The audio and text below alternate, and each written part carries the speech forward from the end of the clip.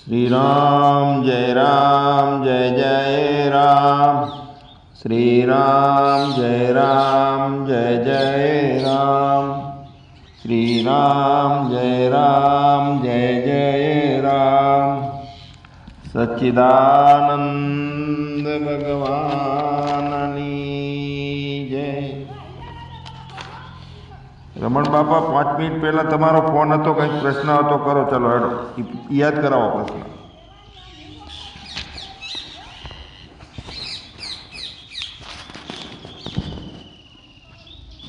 રમણભાઈ મ્યુટમાં છો।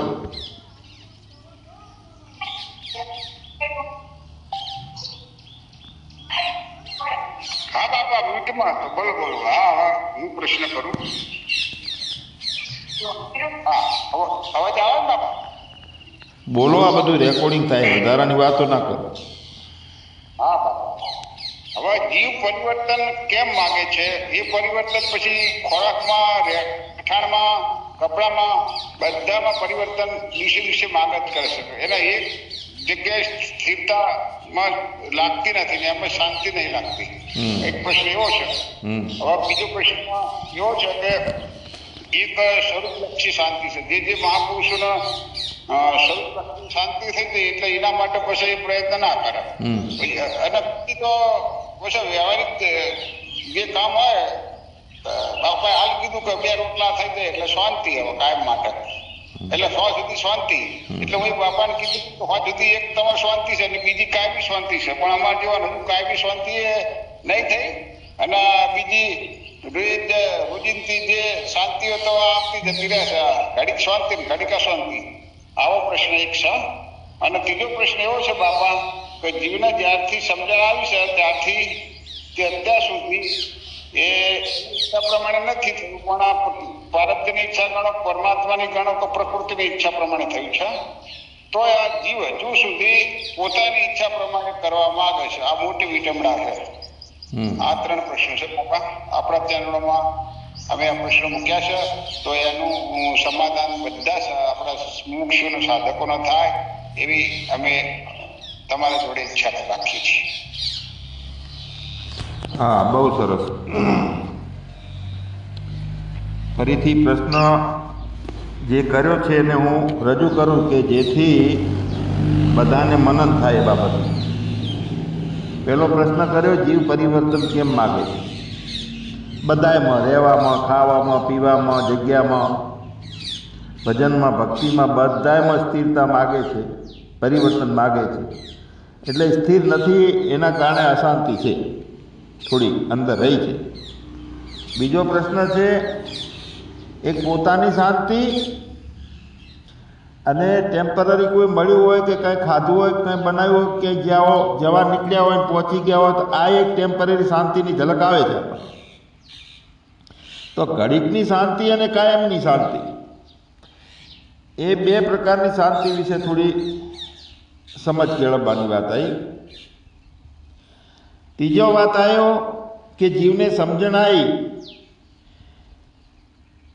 ત્યારથી પ્રારબ્ધ મુજબ હરિ ઈચ્છાથી, પર ઈચ્છાથી અને પોતાના સ્વ ઈચ્છાથી જીવન ચાલે છે। તો લગભગ તો એવી રીતનું છે કે અકર્તા ભાવ છે, પ્રારબ્ધ મુજબ પર ઈચ્છાથી જીવન ચાલે છે, છતાં પોતાની ઈચ્છા પ્રમાણે કેમ માગણીઓ કરે છે મન? આ 3 પ્રશ્નોને અનુલક્ષીને આજે આપણે થોડો સત્સંગ લઈએ। તો શરૂઆત કરીએ કે આપણને શરીર માનીએ અને એ શરીરની દશાના સંસ્કારમાં જ પ્રશ્નો થાય છે। આપણને કંઈક ગોતવાનું થાય છે, કંઈક આનંદ મેળવવાનું થાય છે, પણ પોતે પોતાને ભલે આ બેઠો એ દેહ નથી માનતા, સ્થૂળ શરીર નથી માનતા, પણ સૂક્ષ્મ શરીર તો માન્યું જ છે, જેથી કરી અને પૂર્ણ સમાધાન થતું નથી। પૂર્ણ નિવેડો લાભો તાત્પર્ય આ છે, પોતાના સ્વરૂપના લક્ષણો તો પૂર્ણ નિવેડો કેમ નથી આવતો કે સૂક્ષ્મ શરીર ને જાગ્રત અવસ્થાના સંસ્કારથી હું ખટપટ જે કરું છું મારે કરવું પડે એમ છે આ બધું એ ભાવોની અંદર આપણું આ જીવન ચાલે છે. સ્થૂળ શરીર નથી એ આપણે ચોક્કસ માનીએ છીએ, પણ સૂક્ષ્મ શરીર છું એવું ભૂતલું અંદર ભરાઈ ગયેલું છે આપણને સંસ્કારમાં.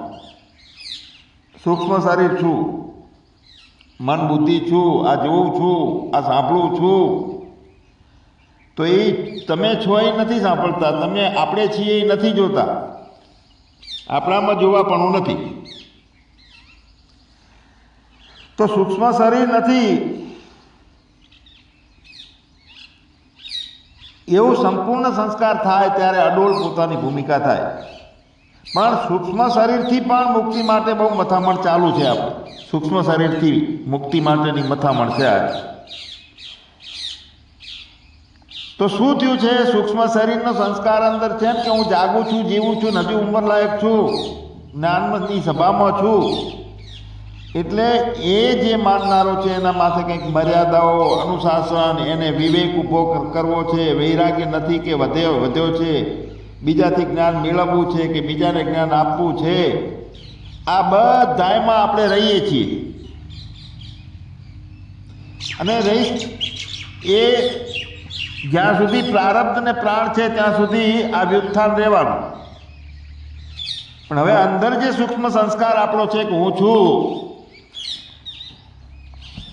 તો કેવી રીતનો છું અને કેવી રીતનો હોવું જોઈએ એનો આપણે નિવેડો લાવશું. ગાઢ નિંદ્રાની અંદર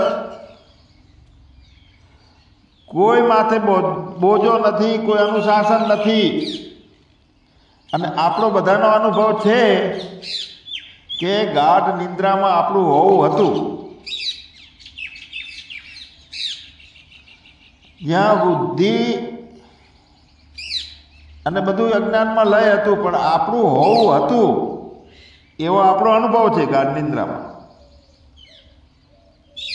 તો ત્યાં પૂર્ણ પ્રકારની મુક્તિ હતી, પણ શું હતું? સંસ્કારો હતા અજ્ઞાનના, એટલે પાછી વિસ્તાર થયું અને પાછી ખટપટ ચાલુ થઈ જાગ્યા. એટલે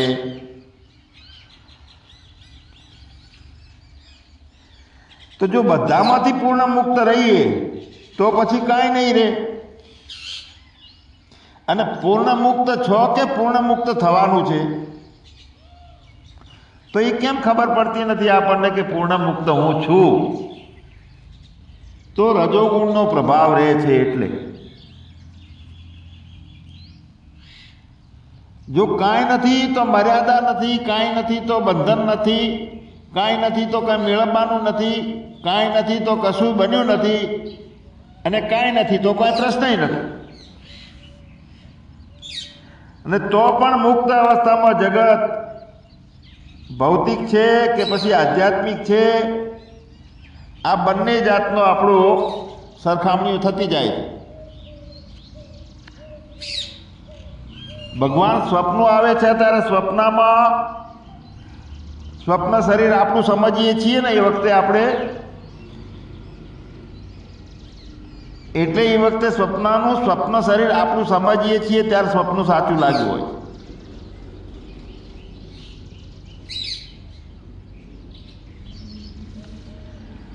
એટલે છે તો તે મિથ્યા સપનું.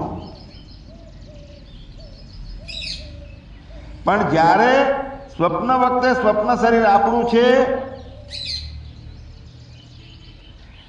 અને જાગ્રત વખતે જાગ્રત શરીર આપણું છે, સ્વપ્ન શરીર આપણું નથી, મિથ્યા થઈ જાય છે જાગ્રત વખતે. પણ સ્વપ્ન શરીરથી કામ કરતા હોઈએ છીએ ત્યારે આપણું હોય છે, ત્યારે સ્વપ્ન શરીરથી કામ થતું હોય છે, એનાથી કામ કરીએ છીએ. અને જાગ્રતમાં એ મિથ્યા થઈ ગયું છે. તો હાલ સ્વપ્નમાં, અરે વર્તમાનમાં જુઓ, ભૂતકાળ કાઢી નાખીએ, ભવિષ્યકાળને તાળું મારી દઈએ, આવે નહીં, અને પછી જુઓ કોણ છો. એક ક્ષણ પછીનું કંઈ નથી લાવવું અને એક ક્ષણ પહેલાંનું કંઈ લાવવું નથી.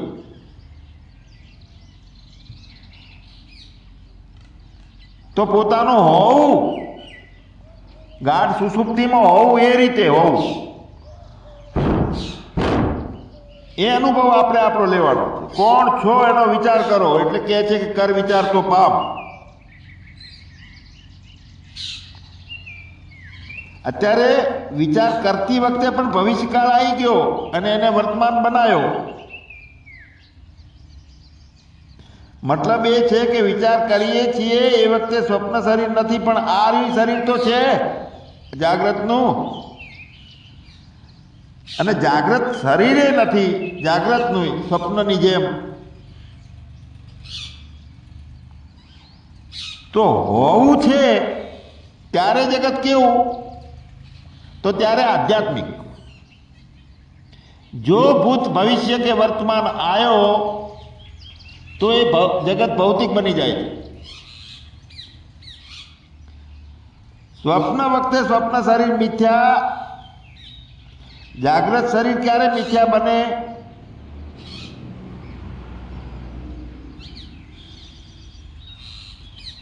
આ જાગ્રત અને સ્વપ્ન બંને શરીર સાચા નથી. એ બંને શરીરો ક્યારે સાચા છે અને ક્યારે ખોટા છે એનો આપણે વિચાર કરીએ તો ક્યારે એટલે એક ક્યારે છે એ અજ્ઞાનનું ક્યારે છે, એક ક્યારે છે એ જ્ઞાનનું ક્યારે છે. એટલે અજ્ઞાનમાં સાચા અને જ્ઞાનમાં ખોટા ઠરે છે આ બંને શરીરો.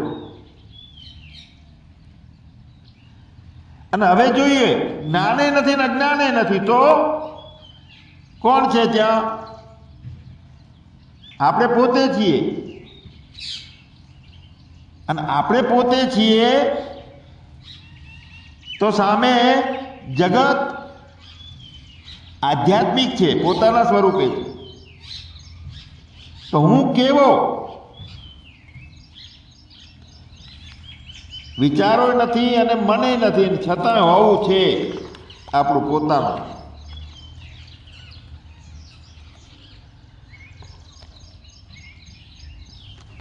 તો અહીંયા મનનો ડખો મટતો નથી. તો મન છે શું એ નક્કી કરીએ અને પછી આપણે સમજી જાશું કે સાચું શું છે.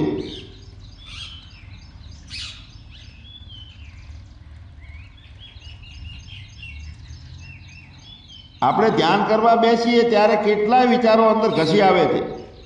જ્યારે ધ્યાન કરવા બેસીએ ત્યારે જ આવે છે, વધારે વિચારો આવે. એટલે મન શું છે કે વિચારોનો, તરંગોનો સમૂહ છે, બીજું કાંઈ નથી. હવે વિચારોના પ્રવાહને આપણે રોકવાની ઈચ્છા કરીએ છીએ, રોકવા માટે મહેનત કરીએ છીએ અને નિષ્ફળતા મળે છે.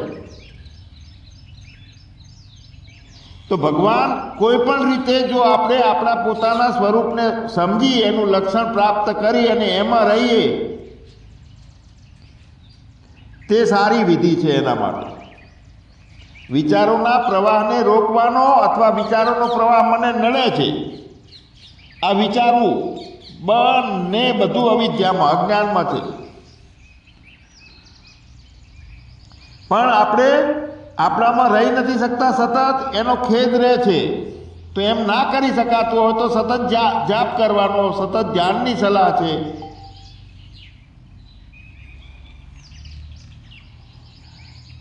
હાથીની સૂંઢ બજારમાં નીકળ્યો હોય ને, હાથી એટલે ચારે બાજુ સૂંઢને ફેરવતો હોય, એની સૂંઢ ચંચળ છે બહુ. નાની નાની શેરીઓમાં જતો હોય અને હાથીને ચારે દિશામાં એની સૂંઢ ઘુમાવે એને. હવે જો એની સૂંઢમાં હાંકળ આપવામાં આવે તો એની ચંચળતા છે ને એ નિયંત્રણમાં રહે છે. તો ચંચળ મનનું આવું જ છે. ધ્યાન કે જપમાં એને જોડવામાં આવે છે એટલે બીજા વિચારોથી દૂર રહેવાય છે. અને મન એક વિચાર ઉપર જ્યારે એકાગ્ર થાય છે એટલે શાંત બને છે.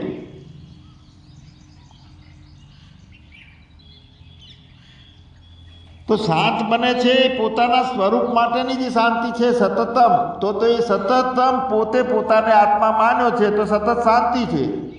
બાકી ઇન્દ્રિયો વિષયોમાં જાય છે અને એમાં મજા આવે છે કે હા અત્યારે મસ્ત આઈસ્ક્રીમ ખાવાની મજા આવી, તો વૃત્તિ શાંત થઈ, બીજું કાંઈ થયું નથી. અત્યારે 2 ટાઈમના ભોજન બની ગયું, હવે શાંતિ, બનાવવું નહીં પડે. તો બનાવવા એ જે વૃત્તિ શાંત થઈ છે. તો ટેમ્પરરી જે શાંતિ મળે છે એ વૃત્તિ ઘડીક શાંત થાય છે એની શાંતિ મળે છે. અને કાયમ આ ભવાટવીમાંથી મનની તરંગો ઉઠે છે, જે સમૂહો ઉઠે છે એ કાયમ શાંત થાય તો એ જ્ઞાનીની શાંતિ છે. બંને શાંતિ, પણ તદા દ્રષ્ટુ સ્વરૂપે અવસ્થાનમ, જ્યારે દ્રષ્ટા પોતાના સ્વરૂપમાં સ્થિતિ પામી જાય છે એટલે એ કાયમની જ્ઞાનીની શાંતિ છે. અને તદા વૃત્તિ, જ્યારે વૃત્તિની સામે કોઈ પદાર્થ આવે છે, ઇત્રેત્ર થાય છે જ્યારે વૃત્તિ, ત્યારે પદાર્થોથી શાંતિ પામે છે. એ વૃત્તિ પાછી ઊભી થઈ જાય છે. હવે એની અંદર જ્ઞાનીને ફરીથી વાસના ઊભી થતી નથી કે હજી જોઈએ છે, મારે આ બીજો આઈસ્ક્રીમ તરત જોઈએ છે, રોજ આપવો જોઈએ, રોજ આદત બનવી જોઈએ ને એવું કાંઈ ના બને. હવે બીજા વિચારોને મન એક વિચાર ઉપર એકાગ્ર કરવા બેસીએ અને છતાં શાંત ના થતું હોય તો એના માટે જપ, ધ્યાન અને સતત સત્વગુણના પ્રવાહમાં રહેવું જોઈએ. અને બીજા વિચારોને બળજબરી કરીને યુદ્ધની અંદર જેમ ભગાડીએ એમ ભગાડવા જોઈએ આપણે. પણ એવું ક્યારે બને છે? જ્યારે શાંતિનો આનંદ ચાખ્યો હોય ને શાંતિની મહત્તા વધી હોય અને શાંતિ માટે વધારે પ્રયત્ન થતો હોય ને એટલે અશાંતિ આવે એ આપણને નહીં ગમે. પછી એની પહેલાં ભોગ અને ખાવાનો હોય કે વિષયો, જે કાંઈ સારું દેખાવાનો, સારું પહેરવાનો, સારામાં રહેવાનો, સારી વસ્તુનો જે આદતો છે તો એની અંદર મન રહેશે તો એને એટલામાં જ શાંતિ મળશે, ટેમ્પરરી શાંતિ મળશે. ભગવાન એક ગાય છે અને એ હરાઈ બની જાય છે, રોજ બાજુવાળાના ખેતરમાં જઈ અને ચરવા જતી રહે છે. એ વાડ કરે છે તો વાડને કૂદીને જતી રહે છે, કારણ કે એને આદત પડી જાય છે ચોરી છુપીથી ભટકવાની અને ખાવાની કુટેવ પડી છે, એટલે એ ઝડપી કાબૂ નથી આવતી. હવે જો એ ગાયને અહીંયાથી બધા કંટાળે અને કે આને અહીંથી બહાર કાઢો તો જઈને ગૌશાળા મેલી આવે તો ગૌશાળામાં રહે રે,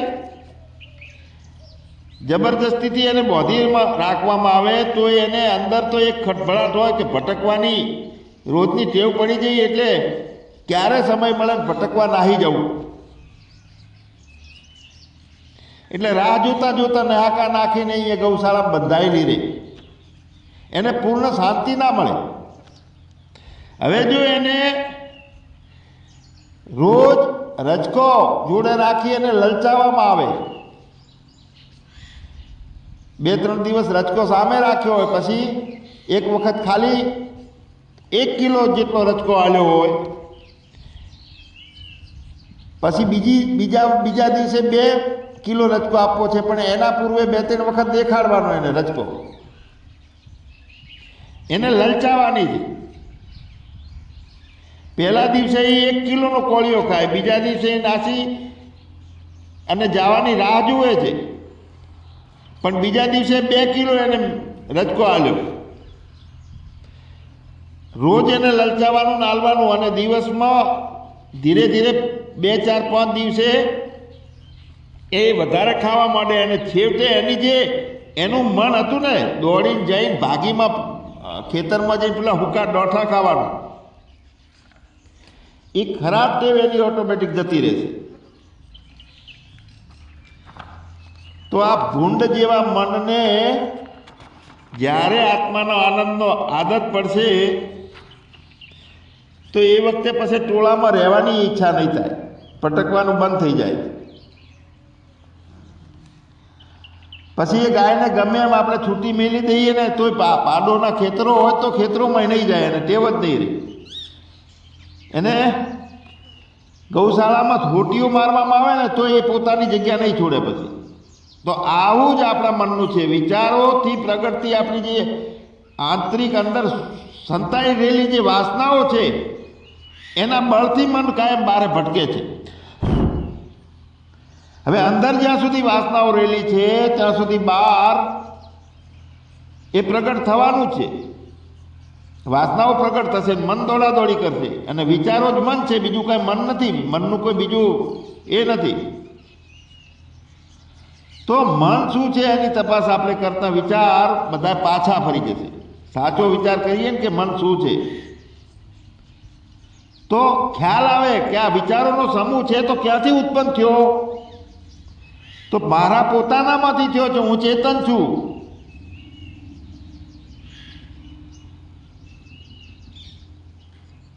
વિચારો આત્મામાંથી પેદા થાય છે અને એના મૂળમાં આપણે રહીએ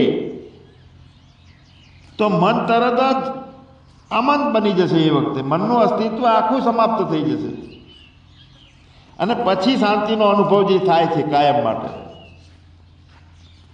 તો જ્યારે આપણને એવું જણાશે કે વિચાર કરવો જેટલો મુશ્કેલ છે, જેટલા અત્યારે વિચારો રોકવા મુશ્કેલ છે, તો આ મન છે એ હરાયા ઢોર જેવું છે.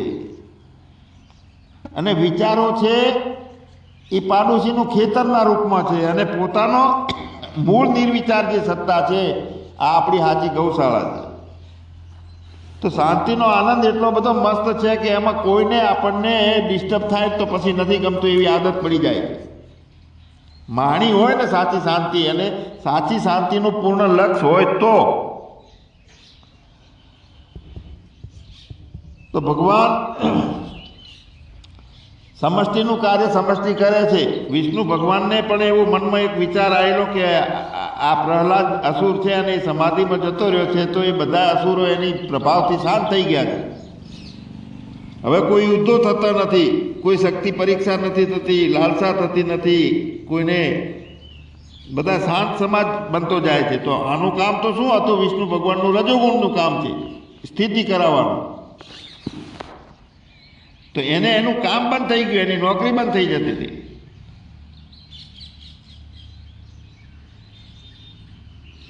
એ વખતે ધ્યાન યોગ માટેના સાધનો,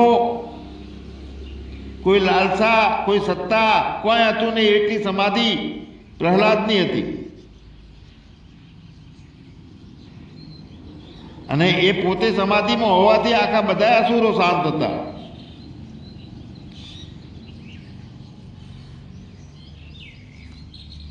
તો વિષ્ણુ ભગવાનને એવું થયું કે આ બધા દેવોની વૃદ્ધિ પામે તો મારું આ જે કંઈ ચક્ર છે એ ચાલે, રજોગુણનું અને ક્રિયાઓનું બધું સાચવવાનું. હવે નવસર્જન તો કાંઈ થતું જ નથી. તો એમણે નક્કી કર્યું કે પહેલાં જ ને જગાડું. એટલે બધા અસુરો જાગશે, એના મૂળ સ્વભાવ એનો પ્રગટ થશે ને, એટલે દેવો અને દાનવોનું આ બધું યુદ્ધે થશે. એકબીજા શક્તિઓ મેળવવા પ્રયત્ન કરશે. વધારાના સાધનો પણ આ જગતની અંદર એ શોધ પણ કરશે. યજ્ઞો થશે, પછી દેવોની મહત્તા વધશે, એટલે વધુ વધુ સર્જન થશે, વધુ યુદ્ધો થશે. એટલે વિષ્ણુ ભગવાન કે મારા માટેનું પછી મને કામ મળી જશે, હું નવરો નહીં રહું. એણે પહેલાં જ તે જગાડ્યો અને જગાડી અને કાયમ એનું જીવન દે અને જીવન મુક્તિ રહે એવો આશીર્વાદ આપ્યો. એટલે પછી ફરીથી પાછું દેવોનું અસુરોનું યુદ્ધ ચાલુ થઈ ગયું. જે જૂની આખી વ્યવસ્થા હતી ભૂતકાળની ખટપટવાળી, એવી બધી ચાલુ થઈ ગઈ. એટલે જગત એના નિત્ય સ્વરૂપમાં ચલાવવાની જે ઈચ્છા હતી એ જગત ચાલવાનું. હવે આપણને પ્રશ્ન થાય કે આવો સ્વયં ઈશ્વર જો આસુરી સ્વભાવને જગાડી અને સતત યુદ્ધની સ્થિતિ પેદા કરે એવું કઈ રીતે બને? કારણ કે ઈશ્વર જે છે એનામાં તો શુદ્ધ સાત્વિકતા છે.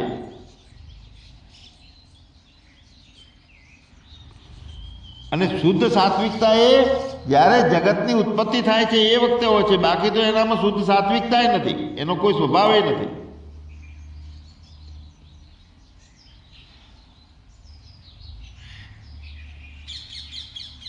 તો સારું અને નબળું આ બંને એકબીજાથી વિરુદ્ધ દિશાઓ છે, વિરુદ્ધ આખો વિષય જ વિરુદ્ધ છે. અને એ આ જગત છે ત્યાં સુધી એ બધું રહેવાનું, સારું રહેવાનું, નબળું રહેવાનું.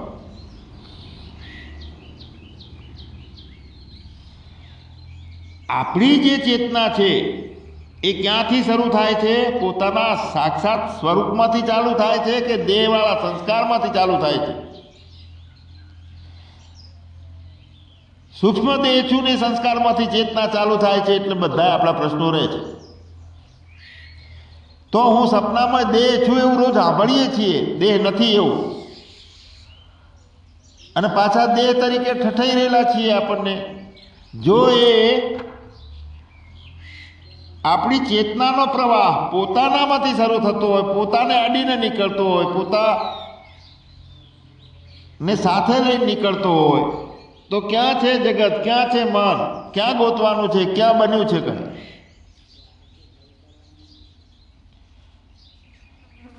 બીજે ક્યાંકથી ચેતનાનો પ્રવાહ ચાલુ થાય છે. એટલે શરીર, સૂક્ષ્મ શરીરને એના સંસ્કારો ને આ બધું ચાલુ રહે છે.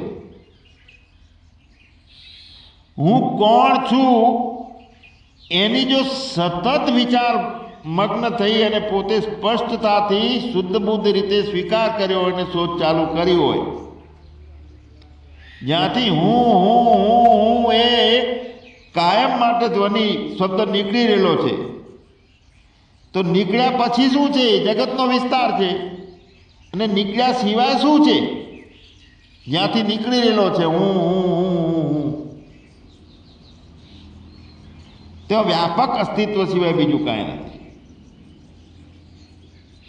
અને જે આપણો આ પ્રારબ્ધને આધીન પર પ્રારબ્ધ હોય કે સ્વપ્રારબ્ધ હોય કે નિયતિનું પ્રારબ્ધ હોય, પણ એક આ ત્રણેય પ્રારબ્ધોના ખંડમાં આપણે જે બનાવો છે એનો ઝાંખો ચોખ્ખો ખ્યાલ રહે છે આપણને. તો આ રહેવાનું પણ હું કોણ છું ઊંડાણમાં. તો એ વખતે એમ થાય કે મને હું પ્રણામ કરું છું, વાહ હું મને મળી ગયો. ખોટા વિસ્તારમાં હું ખોવાયેલો નથી કદીએ. એટલે આપણને આ 5.5 ફૂટના કોથળામાંથી બહાર નીકાળીએ, અને પછી 5.5 ફૂટના કોથળામાંથી બહાર નીકળ્યા પછી આ સમષ્ટિના કોથળામાંથી એ બહાર નીકાળીએ. આ સમષ્ટિનું સરોવર જે છે ને, એ સરોવરની અંદર, સમષ્ટિ નામના સરોવરની અંદર આપણા સૂક્ષ્મ દેહ રૂપે આપણે ઠઠાઈ રહેલા છીએ, એમાંથી બહાર કાઢીએ આપણને. અને પછી પોતાને જોઈએ કે હું કોણ છું. તો ખાલી આ ચાલુ છે માયાનો ને ઈશ્વરનો ખેલ, એના વિચારોથી વિશેષ કાંઈ નથી, અને એ મને કાંઈ અસર કરતા નથી. અને વિચાર અવિચાર મન અમન થઈ જાય છે તો દેહ બની શકતો નથી. દેહ નથી તો એની અંદર બહારનો કોઈ અનુભવ નથી. પણ આપણી ટેવના કારણે આ બધું જે અંદર સાચું માનીએ છીએ, અંદર ને બહાર ને ગમવો, થયું ના થયું. સાચી પોતાની ઈશ્વરની શરણાગતિ હોય. મૂળ વાત એ છે કે અહંકાર લુપ્ત ન થવો જોઈએ, તો થશે નહીં જ્યાં સુધી જીવન છે, પ્રારબ્ધને શ્વાસા ચાલુ છે ત્યાં સુધી. પણ અહંકારની અંદર અવિદ્યા ના રહે, શુદ્ધે શુદ્ધ અહંકાર રહે.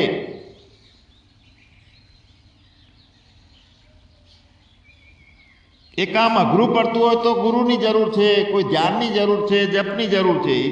શરણાગતિ સ્વીકારવી પડશે ક્યાંક ને ક્યાંક. પણ મનના આધારે, વિચારોના આધારે, શબ્દોના આધારે એના ઉપર વિશ્વાસ મેળવીને ગોતવા જશું તો જન્મારા જતું રહેશે, તો પોતાનું સ્વરૂપ હાથને નહીં આવે, પોતે હોવા છતાંય.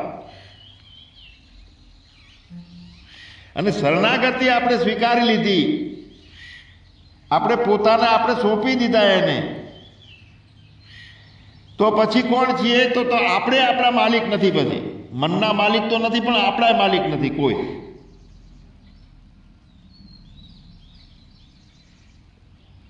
તો કોકને સોંપી દીધું છે તો આપણે માલિક વગરના થઈ ગયા. સોંપી દીધું, ઈશ્વરને સોંપી દઈએ તો સોંપી દીધા પછી ઈશ્વર કઈ રીતનો ઉપયોગ કરે છે તો કરવા દો એને. ઈશ્વર શોધી લે છે જ્યારે જરૂર પડશે એને કે આ શરીરનો આવી રીતે ઉપયોગ કરવો છે. અહીં સમષ્ટિમાંથી એક સર્ગ આવે કે સુરેશભાઈ 5 મિનિટ સત્સંગ લેજો. સુરેશભાઈ કે મારે મૌન રહેવું છે. તો હવે એમાં શુદ્ધ ભાવમાંથી મૌન રહેવું આવ્યું કે ઈશ્વરી સંકેત આવ્યો છે એવું સમજીએ. શરણાગતિ હોય તો ઈશ્વરને ગમે એમ ઉપયોગ કરે. સંસ્કાર જે ઊને છે એ આપણને રોકે છે, બ્રેક છે એક જાતની.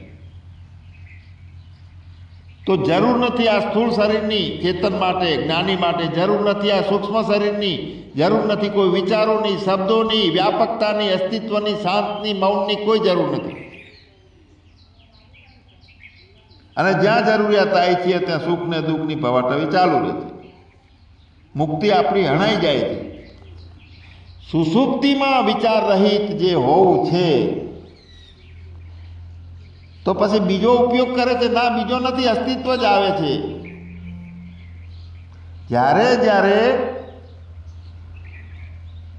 દેહ છે, પ્રારબ્ધને છે અને આનો ઉપયોગ ઈશ્વરને કરવા દો. ઈશ્વર છે બધે, બધા રૂપે છે. કૂતરા રૂપે છે, બિલાડી રૂપે, મોર રૂપે છે. આપણે મુક્ત એનો મતલબ ક્યાંય ફસાઈ રહીએ છીએ. આપણે જ્યારે જ્યારે જે બનતું હોય ત્યાં ખેદ કે ભેદ કાંઈ આવે જ નહીં.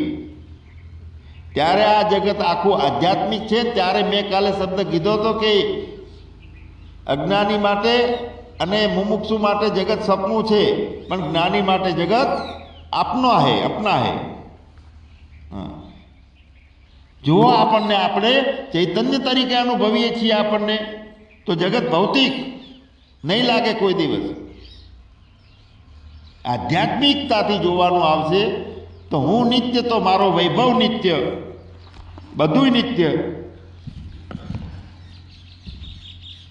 તો ભગવાન જીવ પરિવર્તન કેમ માગે છે? બંધાયો છે, સ્થિર નથી, શાંતિ નથી. તો ક્યાંથી છે આ સર્ગ? ક્યાંથી નીકળે છે? કઈ સ્થિરતામાંથી નીકળે છે? એનો આધાર છે આ. હવે જો મન માન્યું છે, મન છે, તો મનની જાત જ એવી ચંચળ છે, પૂર્ણ છે. મન તો દારૂ પીધેલા વાંદરા જેવું છે, ઉંદર જેવું છે. ઉંદર કામનું એ ખોતરે ને વગર કામનું ખોતરે એવું આ મન છે. જેમ ઉંદર ખોતર ખોતર કરે છે, ના કામનું ખોતરે, એક પળ વાર પણ જપીને બેહે નહીં. તો આવા મન ઉપર સવારી કોની છે? ગુણની સવારી છે કે ગણના પતિની? ગણપતિની છે. ગુણ એટલે આ શરીર, ગુણ એટલે બીજું, ગુણ એટલે માન્યું, ગુણ એટલે અનુભવ, બધુંય. તો મન ઉપર સવારી ગુણની આપણે કરીને બેઠા આવીએ છીએ ત્યાં સુધી બધા પ્રશ્ન છે. પણ ગણપતિની સવારી જે છે એની સવારી થઈ જાય તો એવા કોણ, કેટલા તો વિચાર કરીને યથાર્થ આપણા જ્ઞાન સભામાં બધાની આ હેસિયત છે. લાખોમાં કોક નહીં, હોલસેલમાં 15 જણા હોત, 15ની સવારી ગણપતિ ઉપર છે.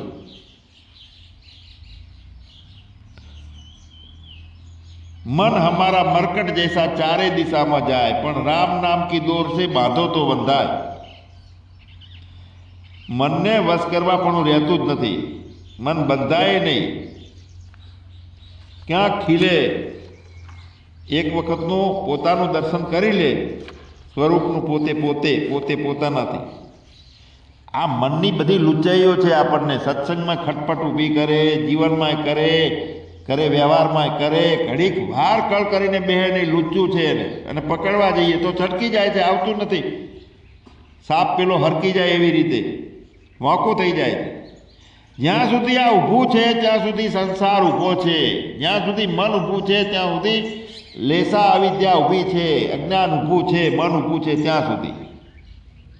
અને સતના સંગ વગર એનો પોતાને પોતાનામાં વધારે રહેવાનું નિષ્ઠા કરીને મન છે જ નહીં. સહજ અવસ્થા જીવનની ચાલુ થઈ જાય એટલે આનંદ વધે જશે, જોજો. એટલે ધ્યાન, ધારણા, યોગ ને સમાધિ ને આ બધામાં જો સહજતા, એ અવસ્થા ઉત્તમમાં ઉત્તમ છે. અને એ સહજતા છે પોતાની મૂડી છે ને પોતે જ છે, બીજું કાંઈ નથી. જિनको કછુ ના ચાહીએ વો શાન કા સા, અને જહાં ના કુછ હે ના હુઆ ના હોવનહાર. સચ્ચિદાનંદ ભગવાન